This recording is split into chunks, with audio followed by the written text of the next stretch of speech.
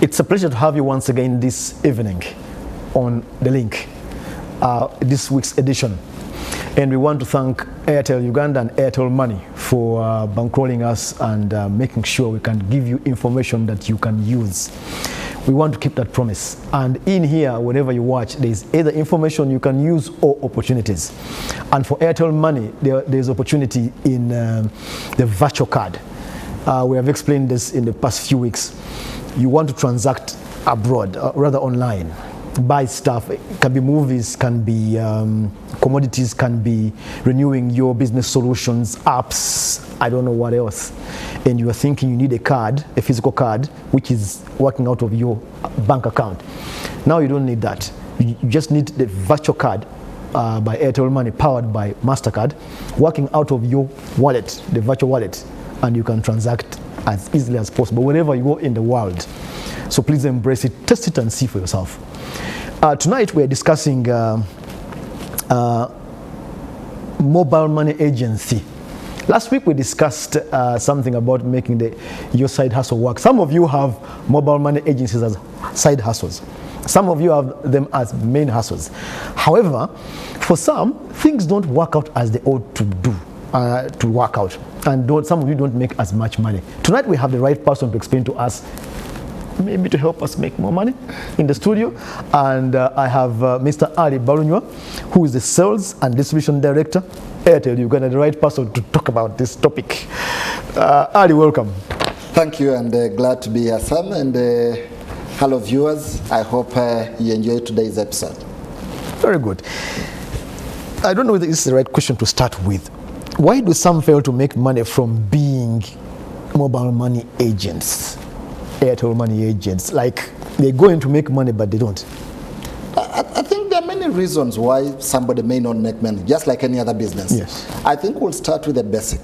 For me, sometimes basic customer care. How? Hey. Sam, you come to me and I'm managing, and sometimes I feel like I'm doing you a favor to serve you. Okay. What do? You walk away. Or sometimes, and when you walk away, you go to my neighbor, you go to another person, you never come back, because what do you think? That person is not good enough, Ali is not good enough, or Ali does not serve me. The second is... Before you go to the second, Bwana Ali,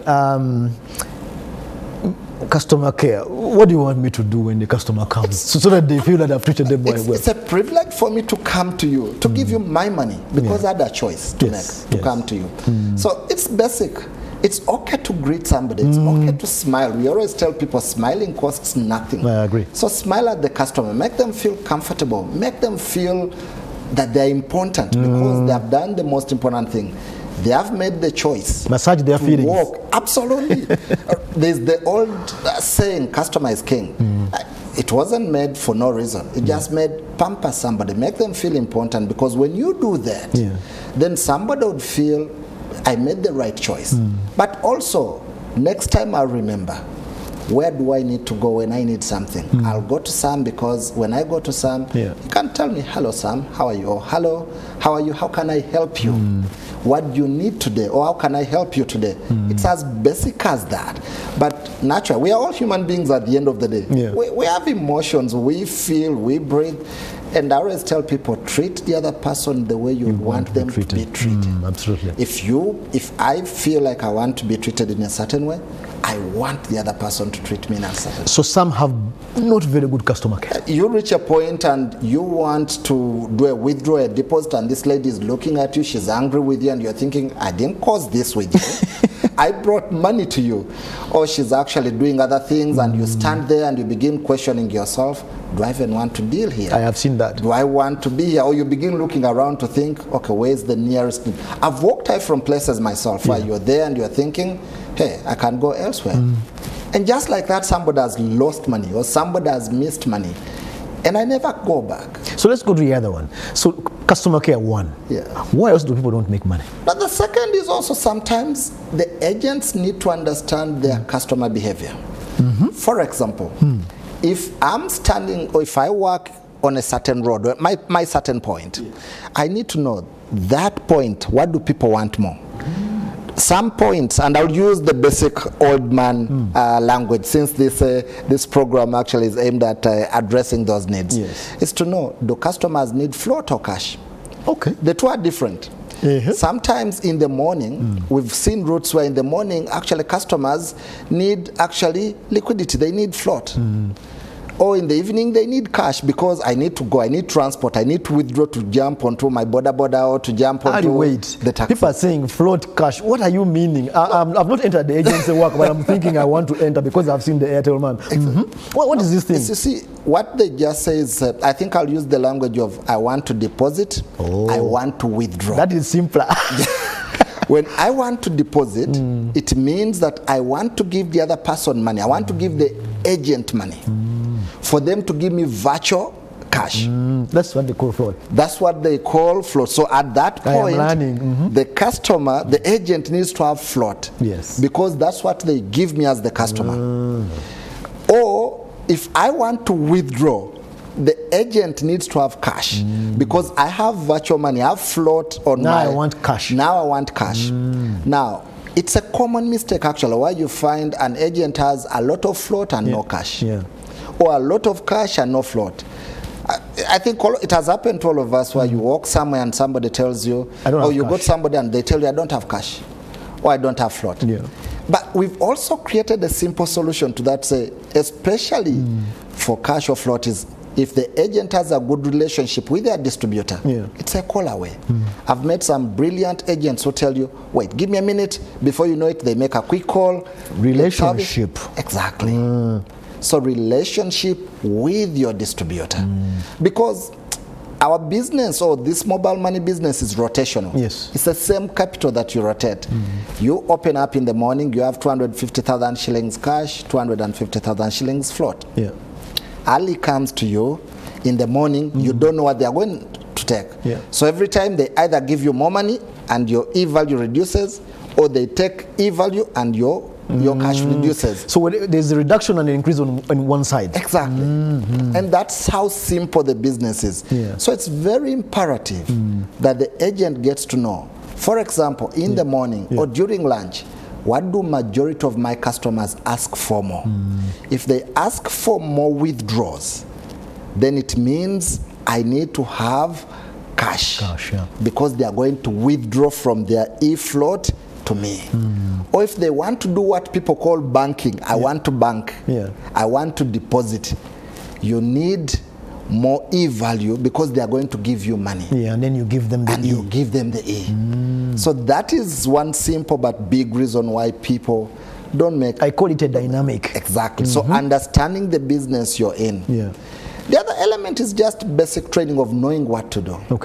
Sometimes knowing to say, how do I handle the customer's issue? For example, I come and I know what else can I do with your business. People think mobile money business is only for float and cash. No. I thought so. No. You know, you can sell airtime. You can give other services. You know, you can pay for people bills. You can. These are the things, and every transaction you do, the teleco pays you. So there is opportunity for you to do so many things. So knowing what other value additions do I have? Diversification. Exactly. I try to give one so that somebody writes down. Exactly. So you diversify your business. Do cash in and cash out, which is the basic. It's the ABCs of business. Then you do some bills. You know, you can pay for somebody their electricity, their water, even if we want the customers to pay for themselves, but we still have very many that decide, hey, I want somebody else. I want somebody to do it for me and all that. You can pay TV and other things. So for me to pay bills for somebody, do I need a special issue there in the agency license or something? No. I just do it. You just do it. Using the same virtual money you have. It's the same wallet. So you have this money in your wallet that you use to do other things. We want to go for the break, short break. We have just taken part one of our lessons, why some people don't make money and therefore how.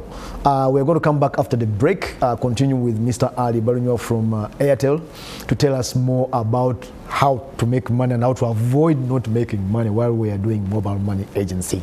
We'll come back in a moment.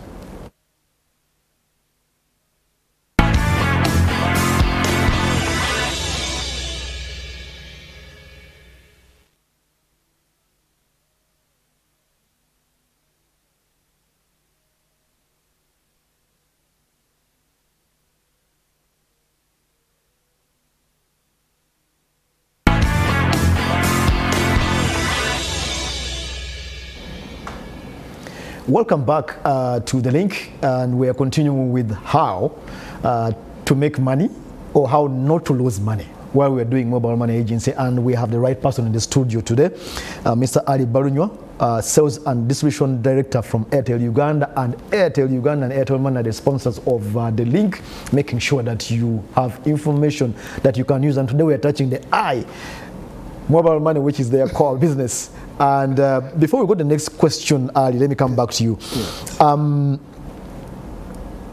Before you came back from the break, you told me there are certain key facts you want to share. This mobile money thing is not a joke, actually, is it? No, you see, I think a lot of people don't understand how big this industry is. I'll just give you some numbers. Airtel alone has over 350,000 mobile money agents. Wow. Working every month. Yeah. The industry combined has over 780,000 mobile money agents. That's 780,000 jobs. If I do multiply that over, I see over a million somehow. Exactly. Remember, players. These 60% of these agents are not run by the owners. These are side hustles for loads of people. Yeah. Like we're talking about, these are side hustles for loads of people. So these have employed other people. So you almost see the ecosystem. Also, like was saying during the break, one of the easiest businesses to start in this country at a very low capital with a very high return is mobile money. But Ali, somebody said that you need somewhere at least 3 million, 6 million, really, to make money. No, it's a fallacy. It's not true. Hey. Actually, I was just looking at the statistics. The beauty is every second of the month, we pay all the 350,000 Ugandans that are dealing in our business. First, the ease at which you can become one is amazing. Okay, you tell me, how do I become one? For an individual, you need is your national ID. Okay. You need a trading license. Okay. Trading licenses are actually now given at your local district headquarter or municipality or sub-county or parish. The average trading license is about 5,000 to 7,000 shillings. Okay. And then you need a TIN number. Okay. Getting a TIN number is easy. It's actually a 5 minutes job on the URL link. That's it. And you get a line. By the way, mobile money lines are free. I've met actually some people still rent. No, it's a free service. Okay. So that is one. And then you begin to make money. Okay. Your average turnaround. Today, for example, I know somebody who is using between 300, 500,000 shillings, and they turn it around and make an average. The average agency earning for the low, humble people are not doing so well. It's about 140, 150,000 shillings. Wow. With your math, you can calculate the return on investment on that. So there are not many businesses you can do that have a high return on investment with a low capital required. You do the other things we have just said before the break. Exactly. And that's what people need to focus on, because the art of money is not about how much you have, but how do you rotate it? Because mobile money is about rotation. Even when you start with 3 million, if you don't rotate it properly, somebody who has 200,000 shillings can rotate it better. I was talking to somebody who said, no, I don't sell airtime to people. I said, you're missing money.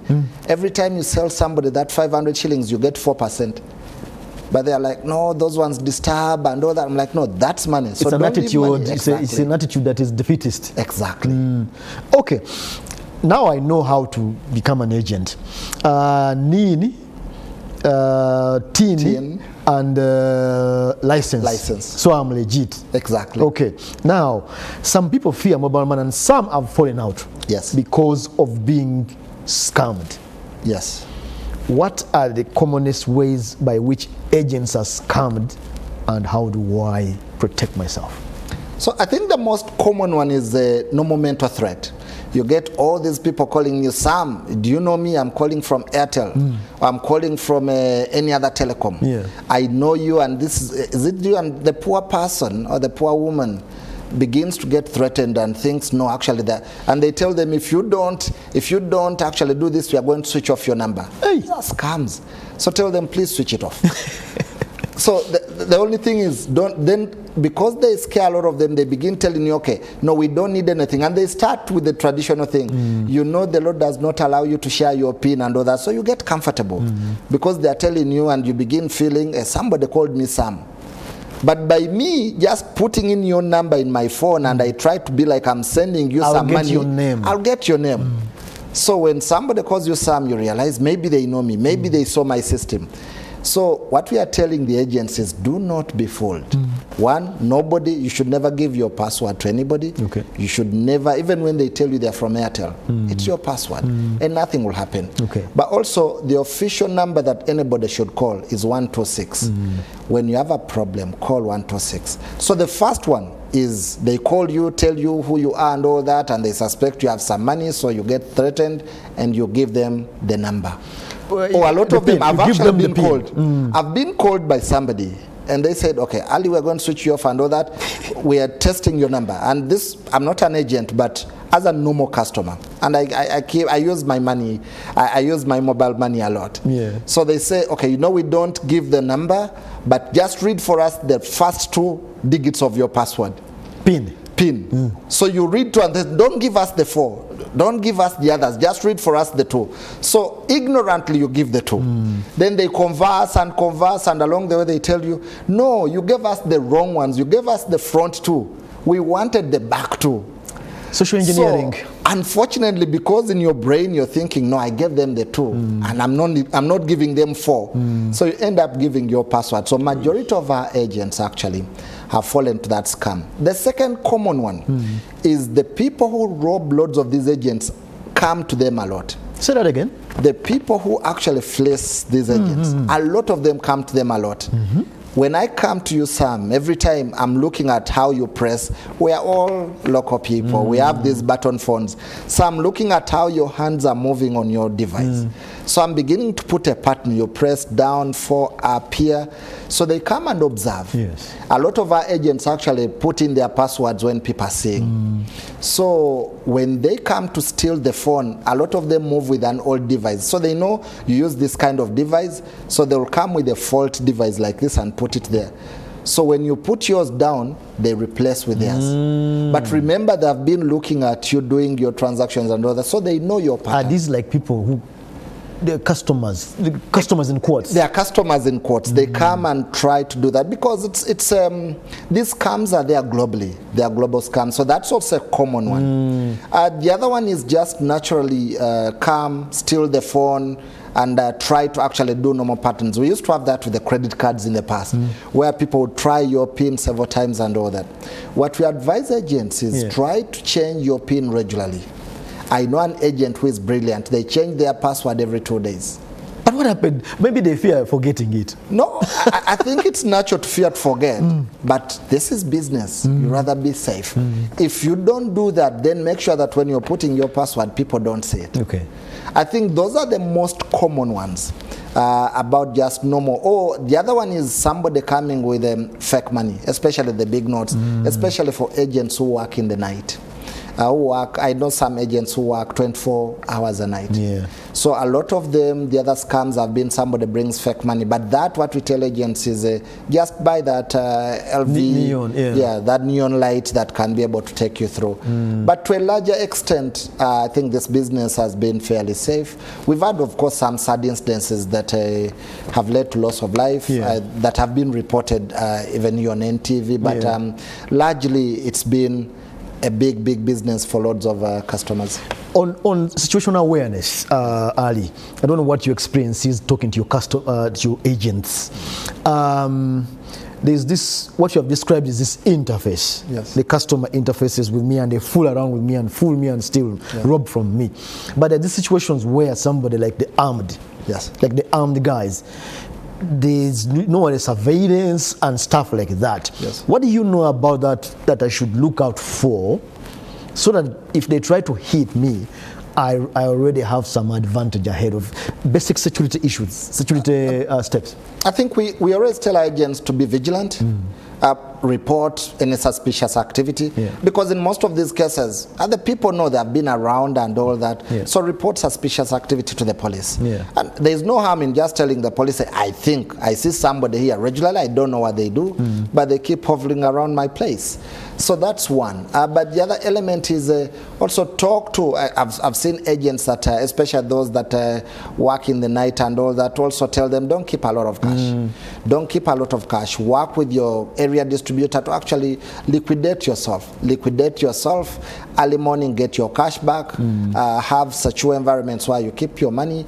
So these are the things that, just like you'll be running any other, it's the same basic security activity or basic protocol that I take if I'm running my small retail shop. Or even at home, you tell somebody, don't leave your things unattended to, don't leave your place.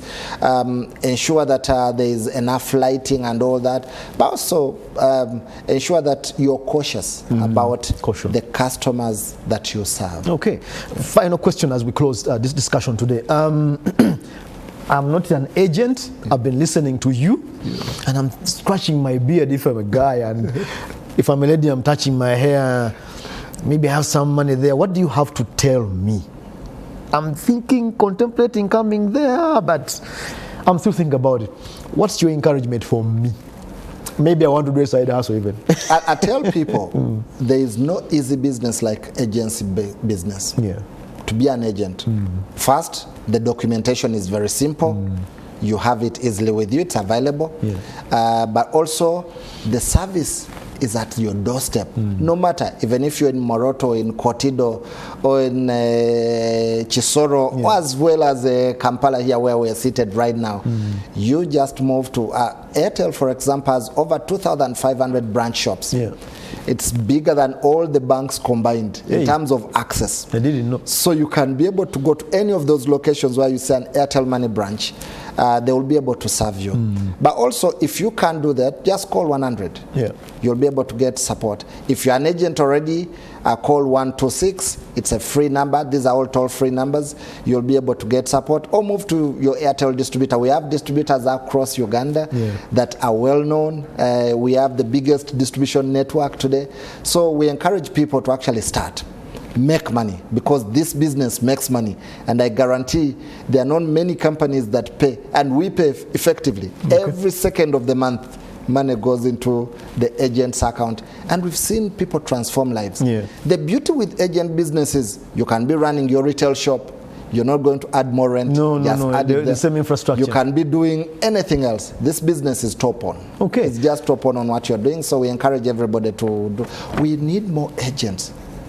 Somebody might have thought 350 is enough. No, we need more agents to actually serve people, because everybody serves the other depending on the niche. Okay, thank you so much. And for my enthusiasm for our sponsors, I can add, watch the traffic flow where you position. Some positions are better when you position yourself in terms of mobile money agency than others. So do some homework. Where is better business than the other, and move there. That's my last tip. Thank you so much, Adi. I've just added on top of that for my enthusiasm. We hope we added value to you. We want to thank Airtel and Airtel Money for sponsoring the link. And remember, you can transact out of the Airtel virtual card, Airtel Money virtual card, out of your phone, powered by MasterCard. That was the link. Thank you for joining us tonight.